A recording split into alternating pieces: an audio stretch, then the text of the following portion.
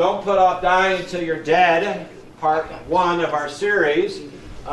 Before I launch into it, just want to take a moment to make sure you understand that there are other Lenten opportunities. This is one of our identified Lenten opportunities specifically, so I'm glad to see so many of you came out for the start. Thursdays at Trinity begin this coming Thursday. Again, I remind you, 5:30 Eucharist, 6:15, a simple potluck supper, so it's whatever y'all bring. I don't have it on the sheet yet. I will have it up by this coming week sometime. I do have people signed up to be coordinators for this coming Thursday. So they'll come in, make sure the tables and chairs are out, and if they want to be more creative than that, they can do that. But it's a simple idea. And then you bring whatever you bring. If you bring a salad, if you all bring salads, we have salad for supper. It's not bad. There's nothing wrong with that. If you all bring soups, we have soup for supper. If you all bring something else, that's what we have. So it's whatever you bring. The worst case scenario with this plan is you all bring desserts. What's wrong with that? I know. So you see, it's not, there's no wrong answer on that. And that's Lent, you're not supposed to have dessert. well, you're not. I didn't give up that. Don't tell me what I gave up on. Simple supper, and then the book group starting at 7. And again, the idea is you can come for any or all of that. You can come for parts 1 and 3. You can come. You can go get pizza between. You can do whatever you want to for that night. You can come just for the supper, and then not come for worship and not stay for the book group. Any of you know what your reading assignment is for week 1? 1 to 61. So some of you have read this. Somebody whom I love dearly came up to me the other night and says, "So how are we supposed to know what to read?" That's not what I said. That is not what I said. I didn't say it was you. But hopefully So what he did say he loved dearly, what so did gotta you be say? careful about that. I said, what are we supposed to read for Thursday? At which point I went on a little bit of a rant about how it was in the newsletter, how it was in the inserts, and how it was everywhere, what you were supposed to read for week 1. Yes, he pointed it out to me right here. I was a little belligerent. Oh, you're very kind. Thank you so very much. Pages 1 to 64 for those reading along. And if you want the book and you don't want to come to the group, buy the book. We ordered it enough that we could continue to sell them through the whole study series, and if we wanted to beyond. We could also return the ones that we don't get, so it's no loss to us. But the price we got direct from the publishers for this group, especially a special offer for churches doing such studies, allows us to sell it to you for less than you would get it even through Amazon, and no shipping either. So $15 a piece. If you want to give it as a gift, buy an extra copy. Diana Butler Bass posted on my wall on Facebook the other day that she heard a rumor that somebody was doing a book group at church in Bend, and I confirmed the rumor for her. Ah, goody. So Mary Ann Board called me last week, or maybe the week before already. Yeah, Mary Ann told me that she and Diana had been on the phone talking to each other, and so Mary Ann was the one who started that rumor. Yeah. So, anyhow, that's Thursdays. Lent Madness continues. I haven't updated the bracket there. We're through 3 votes, and the voting will continue tomorrow. They take Sundays off. We have more copies of the Saintly Scorecard available if you want them. Kind of surprised they didn't all get snatched up the first week. We have brackets for those of you who just want a bracket. So, no surprises except how do you choose between Cyril and Methodius. But we did, 2-1. So there you go. ERD, and we had a big presentation on that last week. The boxes and the chest, the Hope chest, the boxes, the devotionals are all available if you want to do that. And finally, but not least, the Trinity Women's Retreat is next weekend. I'm told you can do parts of it as you wish. And Sue, at the back table, is there to let you register today. This is your last Sunday to register. I suspect if you don't do it today, you can still do it, but it would be, for the planners' purposes, best to have those in earlier rather than later. Yes?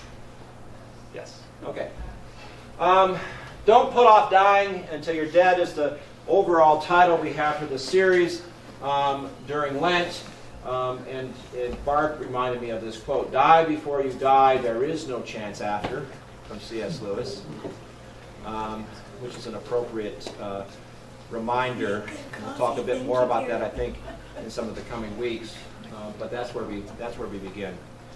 The series, again, 5 Sundays in Lent. March 20th, the 6th Sunday in Lent, is actually Palm Sunday, and it's not likely we'll have much, if any, time for reform that Sunday, so we're not going to worry about continuing the series through that. But for the next 5 Sundays starting today, or for the 5 Sundays starting today, we have these topics out before us. Okay? Fair enough? I'm going to start with a video here in just a moment. I wish we could have had somebody give you a more expert presentation this morning. There were some folks that would have been wonderful, and Peggy, you'll know some of them. Jan Godwin, a social worker at the hospital, and Scott Johnson, a chaplain there. I've had conversations with both of them, more with Scott than with Jan, but Scott is injured, laid up, not functional these days for much things. And while he would have welcomed the chance to come and be with us, he wasn't. He and Jan have offered help, suggestions, and so some of the material I have later comes from them. But let me start with a video introducing the Conversation Project featuring Ellen Goodman. Some of us saw Ellen Goodman when she was at the Tower Theater last spring, it was? Last year anyhow. And we heard a more expansive introduction, but this is still a good place to start. While I was going through my mother's own last years, months, days of life, we had never talked about her wishes for end-of-life care. From time to time, she would say something like, "If I'm ever like that, pull the plug." But of course, when she became ill, there was no plug to pull. And also my mother had dementia at the end, so we were not able to have any conversation about what her wishes were. So I was her healthcare decision maker, and in the last months, years really, I had a cascading number of decisions to make, for which I assure you I was totally unprepared, and in fact, blindsided. What I learned from the experience of talking about my mother's end of life is that, guess what? This experience is far too common. Far too many of the people we love are not dying in the way that they would choose. Far too many of their survivors are left guilty, depressed, uncertain about whether they have done the right thing. 70% of people say they want to die at home, and 70% of people are dying in hospitals and institutions. That's just a huge disconnect between what people wish and what happens. We can change that.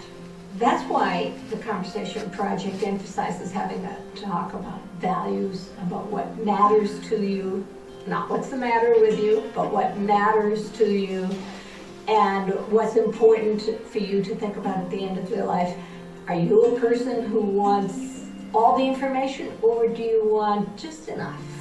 Are you someone who is going to make all decisions for yourself, or do you want your family to be involved? What's important to you at the end of life? Then you've given them a real staff, a guide. We started the Conversation Project with just a small group of people around the table. When we sat down, we brought in experts in the field, and it was the experts in the field who told us that if we're going to change the way people die in America, we have to go outside the medical system and change the cultural norm from not talking about what we wanted at the end of life to talking about it. One of the things that the conversation does is tell your parents that you're going to be there for them, that you're not going to leave them isolated in the hands of strictly medical people. The medical community is just beginning to be conversation ready. A generation ago, we transformed how people were born. It was not the medical profession that said, come into the hospital with your video camera, let's have a baby in a bathtub, and don't all the husbands want to come into the birthing room? It was not, I assure you. Birth is a human experience, not just a medical experience.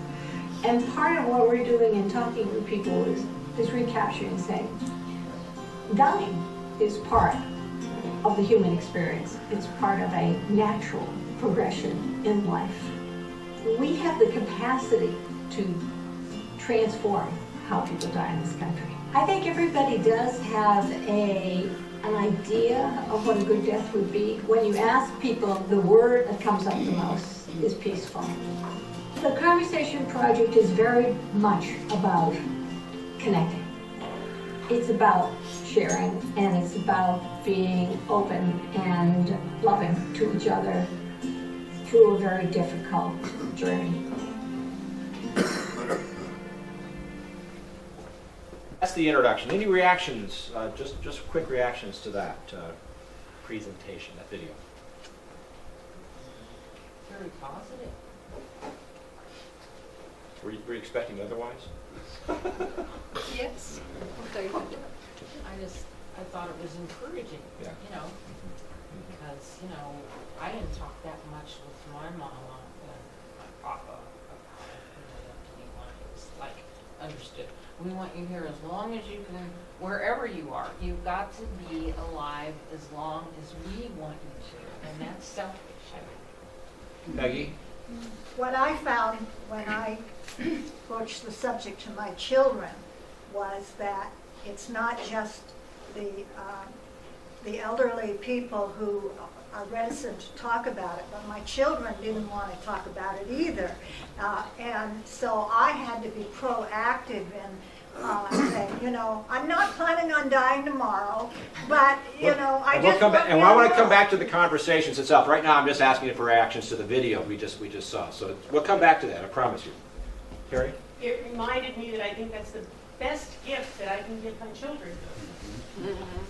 That is one of the things that I think she said, if not explicitly, at least implicitly, was it was a gift. Yeah. Yes, ma'am.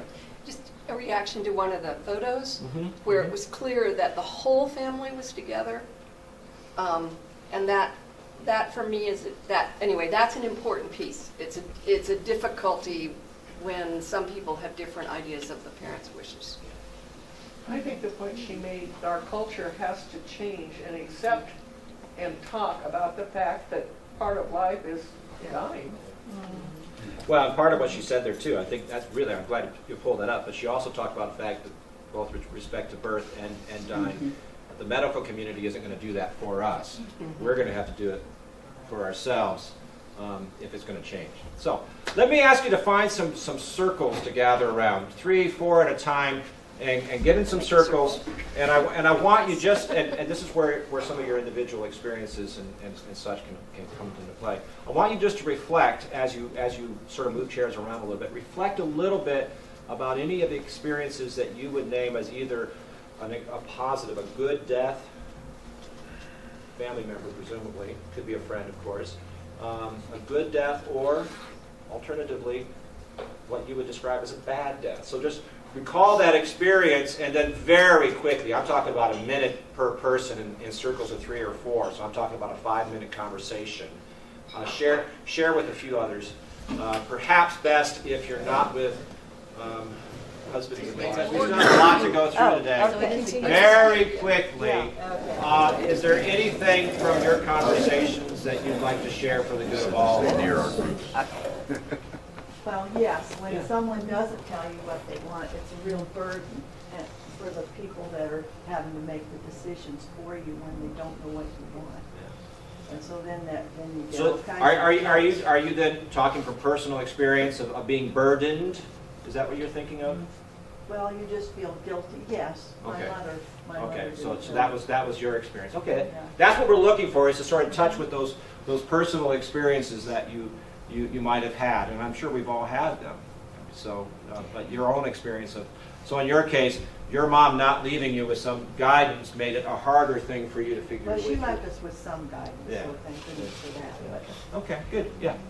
Just to expand on what I said earlier, I have 2 sisters and one lives in Florida where my dad is, and we have talked to him about his wishes, but if she gets the chance, she will change that form and basically say, no, he wants this, that, and the other. So I don't know how to solve that, but just that idea that somehow the kids need to be together, and we're not, and it concerns me. So I'm just open to how to fix that. And this is an observation about deaths.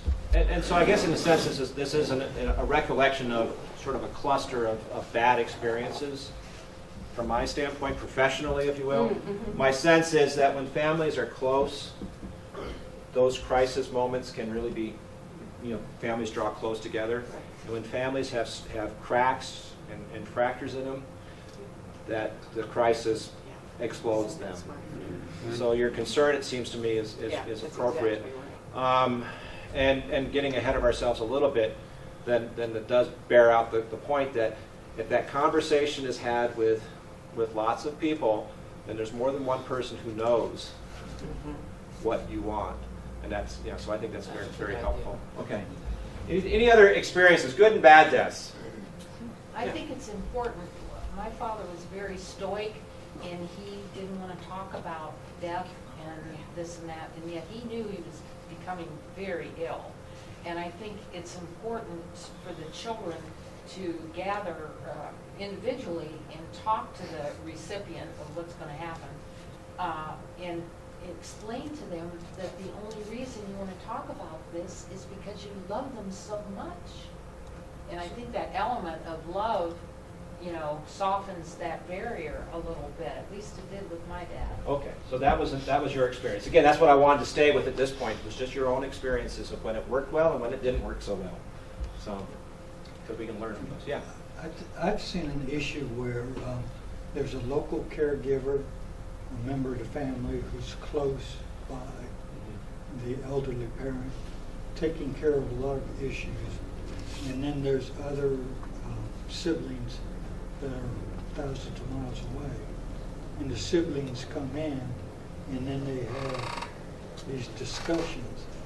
And the local person gets upset because he sees the people coming in, giving all these directions, and then leaving. Okay. And they're left behind with the chores of taking care of it. So it's a real touchy family situation there. Well, I can certainly see that, and I can relate to that too. So, yeah. One of my brothers was killed by another person, and so it was, a very shocking kind of thing. And my older brother lived in the same town, and so he handled a lot of the things that needed to be done. When I got there, a day later, my mother asked me to do something at the church, to plan something. Well, I didn't go to my older brother to tell him that I was doing that, and in the meantime, my mother had changed the date of the funeral. And my older brother just went ballistic. He didn't speak to me for months because I had stepped in where he had been, and it's exactly what you're saying, and it was horrible. And the pain that it caused, that I had no idea, we were all suffering. Excuse me, it's still hard. And we made up over it, but that can really, really happen. And if you're, I was just helping my mom. I just never even thought that it would be an issue. And it was. It's related, and I just want to kind of draw us back to the focus for the day. It's absolutely related. The focus for the rest of our conversation today is on medical end-of-life care. Right, no, I know. Definitely the same dynamics come into play. Yeah, it would have been the same dynamic. Absolutely. So, just some background information. If it's helpful, just to be aware of some scriptural pieces that pertain. Honor your father and your mother. This is anyhow, we all know that. It's one of the 10 Commandments. We're going to repeat it again at the next service. Treat your parents kindly and with humility. That's very similar from the Quran. UUA, Unitarian Universalists of America, or maybe association or something, I don't know. UUA, inherent worth and dignity of every people. So that's their first principle. And the point, Scott Johnson shared that with me, the point he says is, how do we honor, treat kindly, uphold dignity without having important conversations that impact quality of living and dying? Then he gave us some other scriptural verses. Where, O death, are your plagues, destruction from Hosea? Or as we say in 1 Corinthians, where, O death, is your victory, the sting of death? And then Romans 6:4, a passage which talks about how we're baptized and buried with Christ, that we might be raised with Christ. And given that, do we see those verses as giving us the courage to talk about these things that are hard? That's sort of the beginning and ending of that little tiny brief Bible study. Want to do another video? Yeah, I'm going to go ahead and do it. And we're probably not going to. I was going to do small group discussion afterwards. I'm just going to do the video, and then we'll come back and we'll talk some more, just briefly before I finish up what I wanted to share with you. And finally tonight, ABC News wants to join you in something right at the heart of the American family. How we can all help the people who care about us make decisions near the end of our lives. And 9 out of 10 of you have told us that we should all be talking about it at all ages, what we want. And yet only a fraction of us have done it. And we know it makes a huge difference in the health of the caregiver as well as those cared for. So ABC News has taken cameras inside a vital, loving family, part of a new community, deciding to have a conversation. This is 85-year-old Norm and his daughter Maureen. My dad is 85 today. He's still very, very active. He's a wonderful friend. Throughout life, daughter and father have always talked about everything, except one thing: how to control the end of your life in the same way you control the prime of your life. So dad and daughter gather the family together, 3 generations, for an act of love. And so now we're just asking that you share some of your thoughts about what you would like at the end of your life, so that we can honor your wishes. They are part of something new underway for families in America that says having the conversation is a gift parents and children give each other. And there's proof of the difference it makes. Studies show depression rates plummet after a loss if the families have had the conversation. Renowned physician Dr. Atul Gawande says doctors and nurses see it firsthand. When you're there in that moment and you're talking to the family and you're saying, how much will it bother your father if he ends up this way? And they say, more often than not, I don't know. We never talked about it. That it is incredibly traumatic for the family, for the doctors involved. There's often conflict. It can tear families apart. So Dr. Gawande has become part of a team led by Pulitzer Prize-winning writer Ellen Goodman. It is called the Conversation Project. It is a kind of guide for families looking for a way to begin. If we give them a way to talk about it and give people something to hang on to when they're afraid to start this conversation, they can do it and pass it on. Families like the Jennings. They looked over the conversation guide before they sat down together. First, there's laughter. Oh, my golf swing's still good. And then Dad directly eases his daughter's guilt and worry about having put their mother in hospice. I felt like that meant we were giving up on Mom. She was in a lot of pain, and I think it was handled real well. And next, Maureen asks her dad for clarity on what he considers a good end to a great life. So if you were in a condition where you couldn't make decisions for yourself, how extreme would you want us to take measures to save your life versus letting you go? Well, I think I'm ready to go anytime. You know, I wouldn't prolong anything. I mean, I've lived a great life. Pretty lucky. And because of you guys, you know. Unexpectedly, a grandson is inspired to speak up about his own wishes for his own life. That if there was no meaningful communication, that I would want you to to stop trying to intervene. We aren't ready for you to go soon. Well, we're not ready for you to go that soon either, so.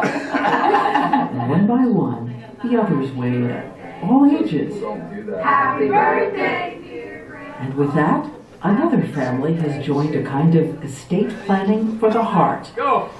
A conversation beginning in America.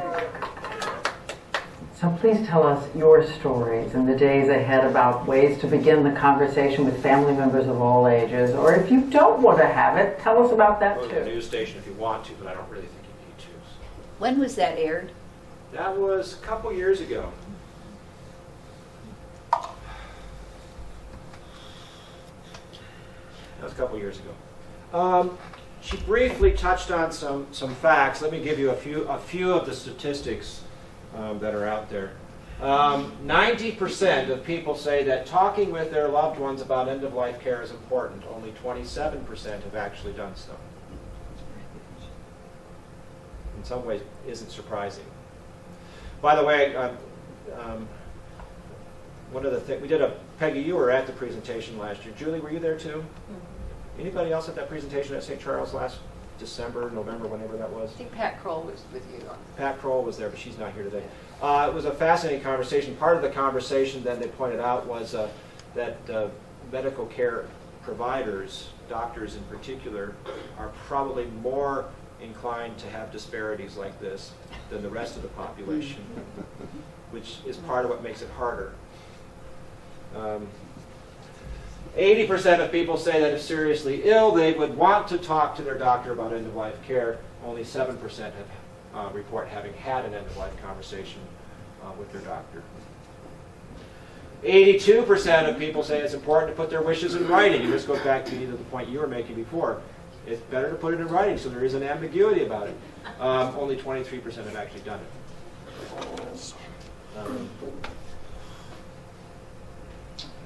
70% of people say they prefer to die at home. 76% die in an institution, a hospital, nursing home, or long-term care facility, and receive more aggressive, invasive, poorer quality care than they would at home. And then this last point, which in some ways is a little beside the point, but not entirely. This is, if you will, sort of ethical add-ons to the more personal requests. Are we willing to admit that CPR and excessive unwanted measures of end-of-life care inflict harm and violence on those we know and love? Are there better means to invest our resources for the betterment of humanity than the mismanagement of resources due to excessive and undesired end-of-life care? So this isn't talking about death panels. Remember that conversation from several years ago? Yeah. This is about having conversations that respect what people want.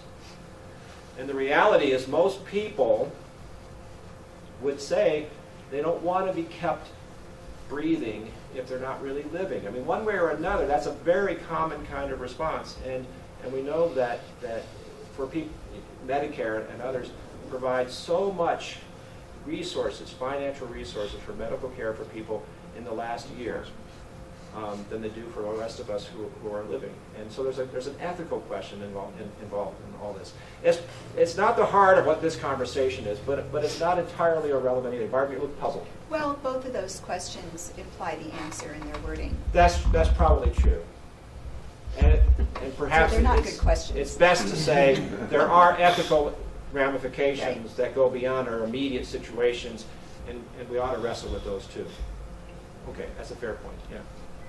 In a lot of cases, the medical staff has no choice. They have to perform the heroic Yeah, they do. to keep a person alive. Unless it's written down. And it has to be right at the location, so it can't be filed away someplace if they come in. You know, my sister is a retired doctor. She's dealt with this, and she says one of the best things you can do with somebody who dies is definitely don't try to bring them back. If you bring them back, they're not going to come back at the same level they were before. They're going to be at a lower level, and their life quality is going to be. So if they have a chance of a peaceful death, you would certainly not try to bring them out of that. I'm inclined to agree, but even as I say that, I note that there's implied value judgments in that decision, because for some people, and this is the conversation, what matters, and for some people it will matter that you do everything you can to bring me back. Yeah. So I hear what you're saying. There's an implied statement that I don't want to come back if my quality of life is greatly reduced. That seems to be the implied virtue there. And so the conversation is what matters to you. Well, it's difficult to know where that line is for, and I think that's some of the problem with the statistics. You know, we people say that, but when it comes, they're getting closer and closer and closer. They don't feel like they've crossed that line yet. So, Absolutely. yeah.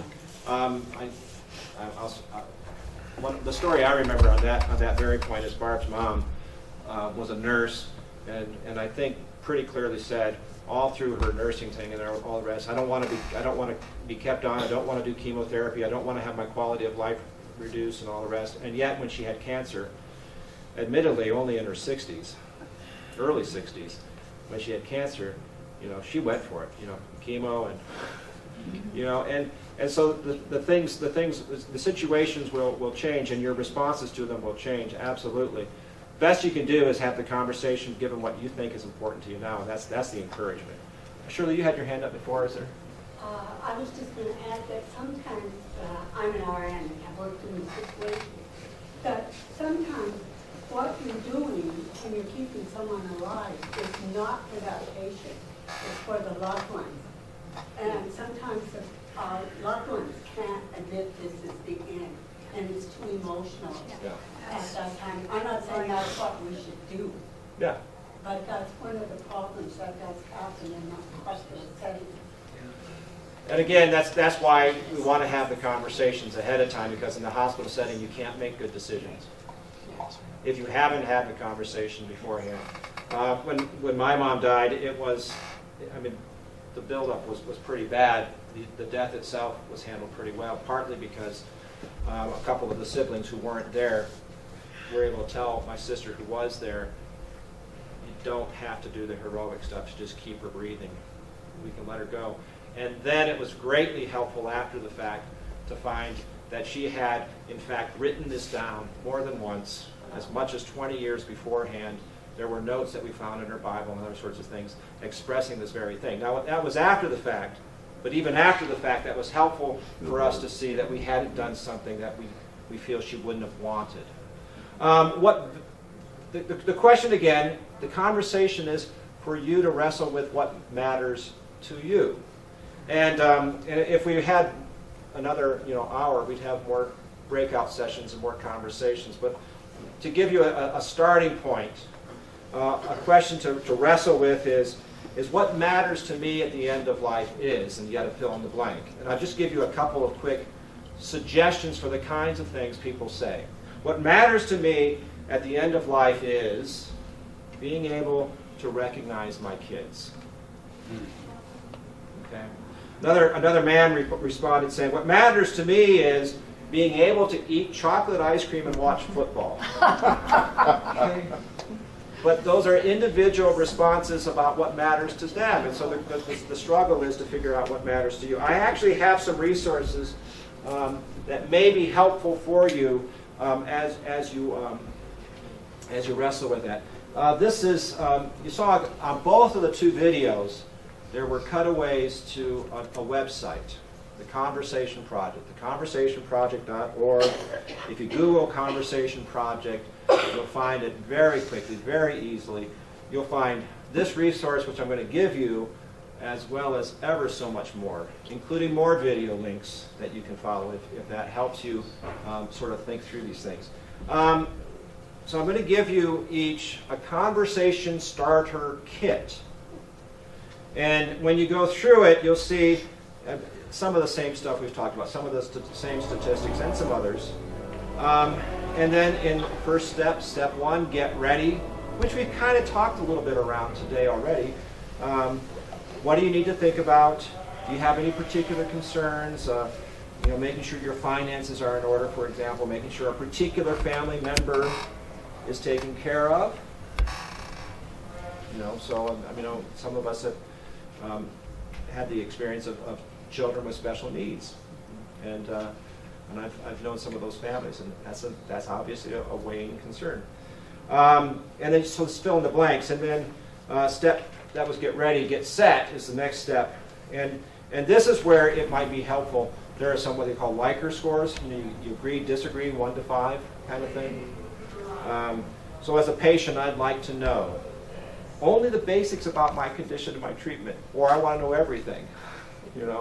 So where do you fall on those kinds of scales, which will help you then answer. For example, the question that we heard: if I'm sick, I'm in the hospital, I want to be in total control of what happens, or I want to share that with my family members, or perhaps unhelpfully, but still an option, I want to defer that to my family members.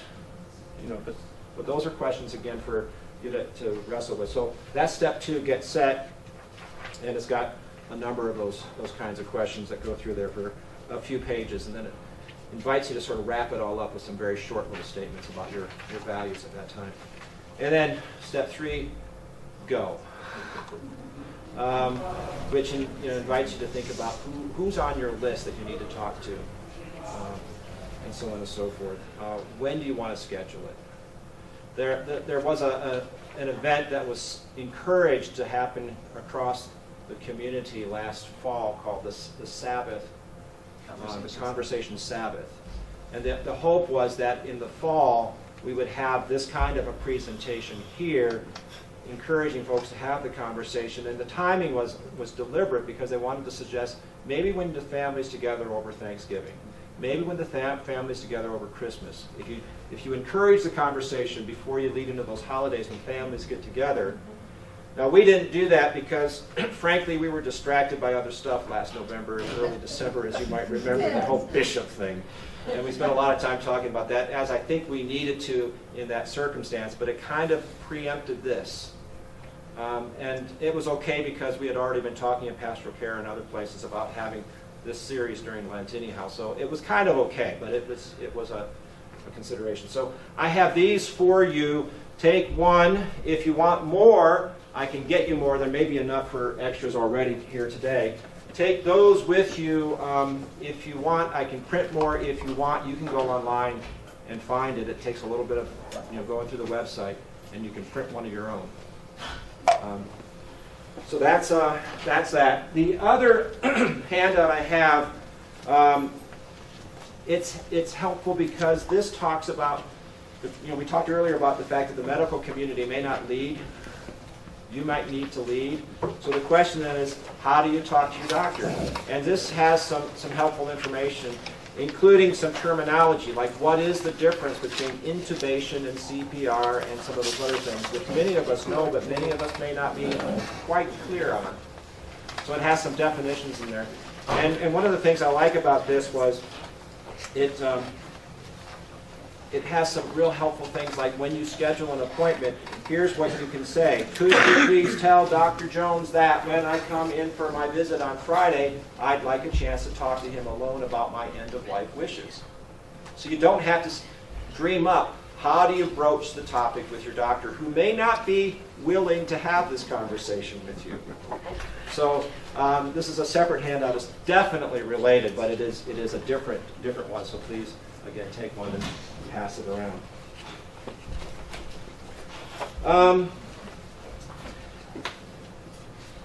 A couple of, thank you. So again, there are some extras up here. Not a lot, but a few extras if you want some. Pick one up after we're done here. Just a few kind of final comments here, and then we'll still have a little bit of time for conversation. You don't have to have the conversation yet. So the whole premise of this is have the conversation. But here's the truth. You don't have to do anything with this yet. You have to decide what you're comfortable with and when you're comfortable with it. It's good to think about it ahead of time.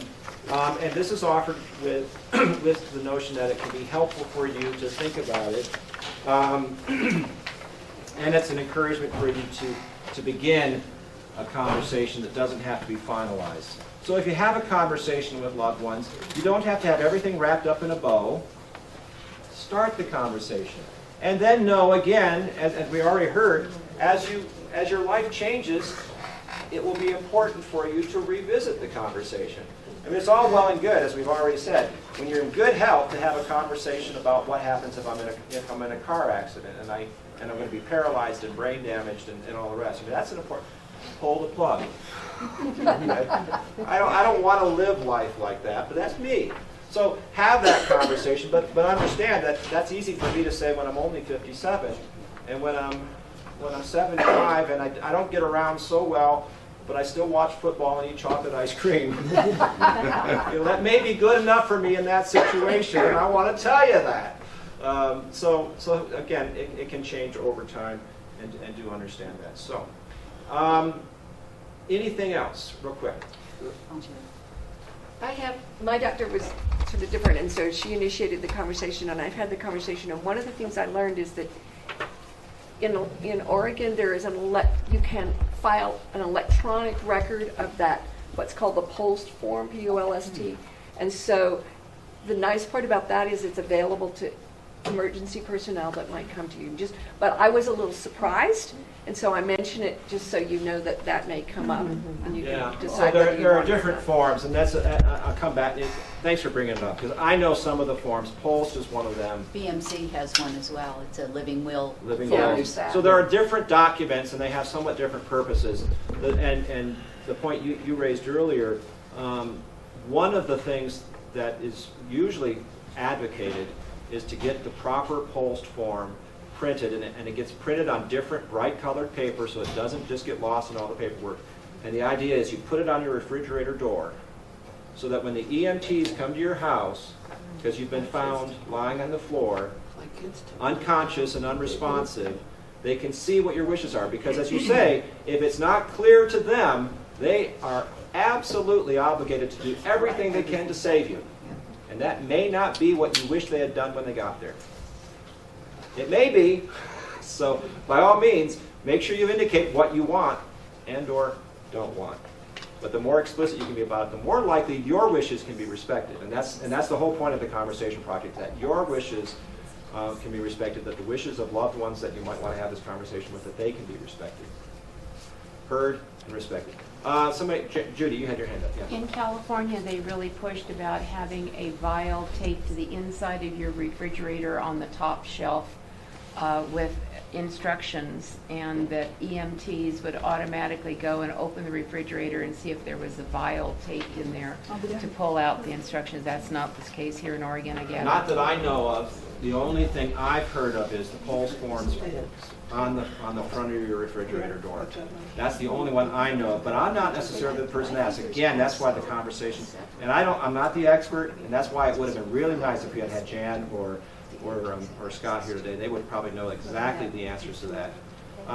So all I'm doing today is encouraging it to happen and encouraging you to go out and get smart and talk to your doctors and talk to other people you know about what it is you should have in place.